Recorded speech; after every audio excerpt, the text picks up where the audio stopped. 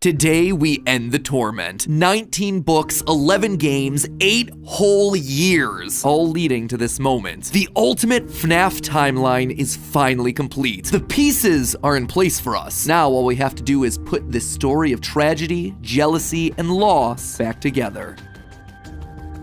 Hello, Internet! Welcome to Game Theory, the show that feels like a kid revealing the class project that he's been working on all year. Except here, it's the class project that I've been working on for the past decade of my life. This one is big, my friends, and I gotta admit, kinda nervous. I haven't attempted a timeline video on this franchise since 2018, back in the days when Mike was the crying child, Afton coming back was actually a surprise, and Fazgoo wasn't a phrase I'd ever thought I'd have to utter. But since the last time I did something like this, we've had 3 more massive games, the death and revival of the Fnaf movie, and more robot kids than you can shake a staff bot at. It is exhausting trying to keep track of this whole franchise, which honestly is why I'm here today. The lore at this point is complicated. It is full of speculation and theory, so to hopefully make it a little easier for everyone and to give us all a baseline to talk about this franchise moving forward into the future, it's time to reveal my current working Fnaf timeline. But just before I do, I just want to explain a couple of things. First, this timeline is massive. Seriously, it is huge. This thing towers over any video project we have ever done on the channel. But when you look at the totality of this franchise, the story of Fnaf really boils down to the story of one man, William Afton. His successes, his failures, his rise to becoming co-owner of one of the most successful restaurant franchises in the world, and his eventual fall to the monsters he helped to create, only to then be reborn in a new digital form later. That's why I've decided to split this timeline into 3 main chunks. The foundation of Freddy's, how the business started and how it came into being, the Afton era, William's decades-long murder spree, and post-Purple Guy. Basically modern Fnaf, everything that happens after the Pizzeria Simulator fire. And because there are lots of new big revelations in this thing that seemingly come out of nowhere, as well as just points I want to talk about further, I decided to dedicate 1 episode to each chunk. I originally wanted it to be one seamless continuous video, but it just felt incomplete without some sort of explanation at the end of each one. Once this whole thing's done, I promise I'm gonna merge all the narrative bits into one massive video so you can just skip my explanations, but for now, this just felt like the best, most satisfying, most complete way to do this. That being said, this is still about the story, the broad strokes of the franchise. So in order to make sure that you guys know that I'm not just pulling answers out of thin air, not only am I discussing some of the more controversial bits at the end of each chunk, we're also putting in a handy little graphic in the bottom left-hand corner of the screen, which will show thumbnails, video titles, books, and any other citations that we need throughout the video. So if you wish to understand that specific statement in more detail, you know exactly where we've taken it from. That way you can look into those details for yourself. So sit back, grab some popcorn, or your pitchforks if you're the type to get upset when I say something controversial, and make sure that you subscribe, since this is going to be a video that you're going to want to come back to a few times in order to fully dissect. Without any more waiting, I present to you the story of a loving, obsessive father who slowly descended into madness, and along the way, discovered the secret to eternal life. Our story begins not in the 1980s, or even in the 1970s, but all the way back in the 1930s. It was the throes of the Great Depression, and people were in desperate need of cheap entertainment, especially in Utah, one of the states hit hardest, fourth highest unemployment in the nation and full of transients. People looking for work in Salt Lake, finding none, and ultimately moving on to find their fortunes out in California. People were tired and they were hungry, but as they traveled, there was one thing that could lift their spirits. A simple roadside attraction called Fredbear's Singin' Show. The ads were plastered all over town, featuring an animated bear drawn in the popular pie-eyed cartoon style for characters at the time. He resembled cartoons like Mickey Mouse, Felix the Cat, Betty Boop. It immediately said that this, Fredbear's, was a place where you could bring the family. And the price, honestly, couldn't be beat. For 50 cents, you could get food and entertainment as you watched the local trained real-life dancing bear perform on stage. Normally, you only got to see dancing bears at large traveling circuses like Barnum and Bailey, where the tickets would go for about $1. That's $1 without food. But this was a smaller show, like the type from the Vaughn brothers or the Robbins brothers, where tickets would sell for just a mere 50 cents. Watching that bear do tricks on stage brought a glimmer of joy at a time when so much was wrong with the world. The simple show would go on for years, bringing happiness to hundreds of travelers passing through looking for a quick meal. But it left a permanent impression on one little boy, capturing his imagination in a way that nothing else had. One little boy named Billy. That was his nickname at least, but his parents liked to call him William Afton. The bear could dance, it could sing. For decades, William dreamed of recreating that moment of bringing a musical bear to life, but how? William was smart, without a doubt, and he had a keen mind for business, but he wasn't the most creative. How do you make a singing, dancing bear come to life? The best he could do was using rudimentary costumes. William was inspired by the work of Walt Disney, who throughout the 50s and 60s was pioneering the use of mascot suits throughout his theme park. The big innovation? Suits with 5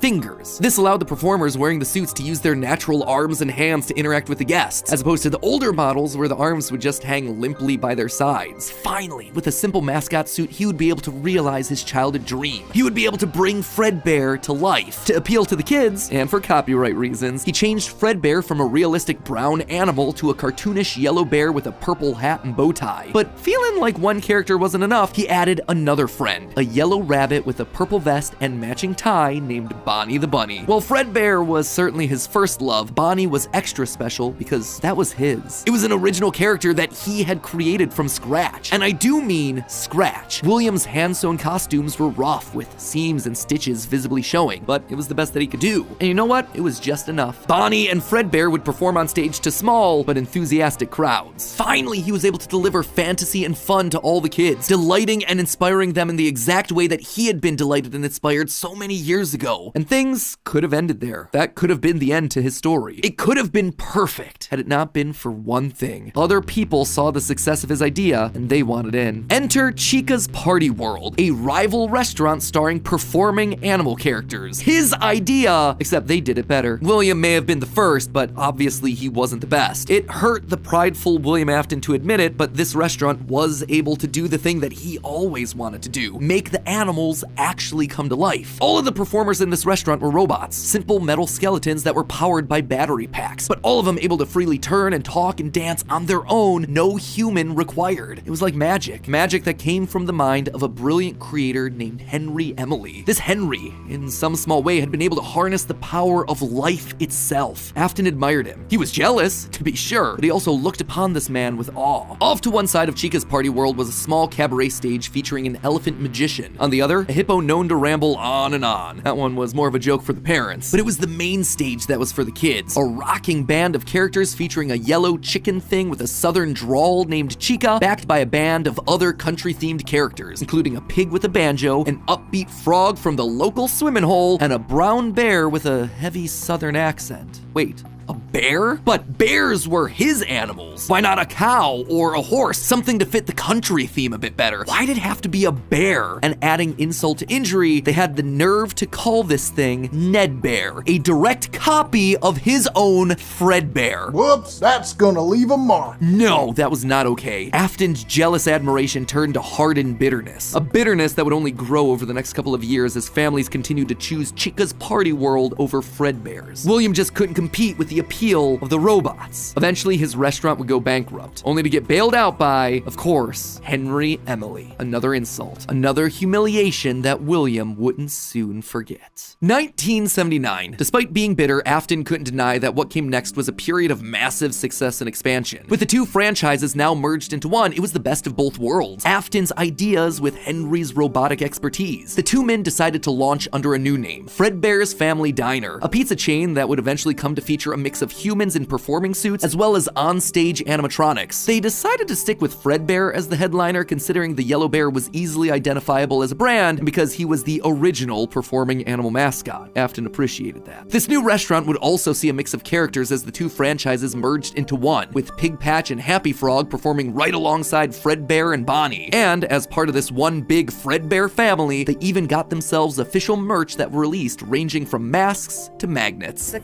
crappy Mr. Hippo fridge magnet? I am sorry, Gregory. That said, not all the characters were winners. The reception to some characters was just mediocre, so they faded away into the dumpster, storage units, and retro budget tech stores of lost nostalgia, waiting for their chance to step back into the limelight if and when a headliner went out of commission. Others, though, would fare much better, like a new Pirate Fox, as well as a blue guitar-playing variant of the yellow Bonnie Bunny. Ultimately, the franchise would get so big, it would spawn its own cartoon show, Fredbear and Friends. Business was booming. In the end, Fredbear and Bonnie's popularity would be so strong that they would be able to support the Fredbear's Family Diner franchise all on their own, while also spinning off a new sister location dedicated to their friends. In 1983, Freddy Fazbear's Pizza launched, giving a dedicated home to all this new supporting cast of characters. Chica the Chicken, Bonnie the Blue Bunny, Foxy the Pirate, and of course the headliner, a brown Freddy Fazbear. Business was good, and Afton was happy, mostly. It did bother him that the one original character that he created, the one that he himself played, Golden Bonnie, got passed over for inclusion in that cartoon show. The only character in the roster of regulars to get ignored for the show, but other than that, things were going smoothly. He had himself a wife, 2 sons, a daughter, he had a thriving business, and best of all, he was able to learn the craft of robotics from the man that he both loved and hated, Henry. Together, they were constantly pushing the limits of what these characters could do. Because it was quick and easy, new characters introduced into the roster would be given a simple hand-sewn suit with 5 fingers that any performer could wear. Eventually, Henry would design one of his signature animatronics for that character, utilizing a divided mouth with either a hinged or sliding jaw design. This was the first generation of animatronics. But why stop there? Afton had big ideas. What if the animatronics weren't just locked to the stage, but could freely roam the restaurant and interact with the kids? What if his mascot suits could become animatronics? What if you could use more than just rigid metallic skeletons? Why not experiment with tubes and wires that would give the animatronics fluidity and flexibility while still providing structure? The possibilities for this technology were endless. Afton fell in love with robotics. He had started with a dream of bringing one simple singing bear to life, but with robots, he had stumbled across the tools that gave him the ability to control life itself. And thanks to Henry, he was practically speedrunning his way to an engineering degree. And while William wouldn't admit it out loud, one other thing that kept pushing him forward was the desire to beat his former rival, to prove himself smarter and more capable, to surpass the man who everyone else considered to be a visionary genius. But pride cometh before the fall, and tragedy was about to strike.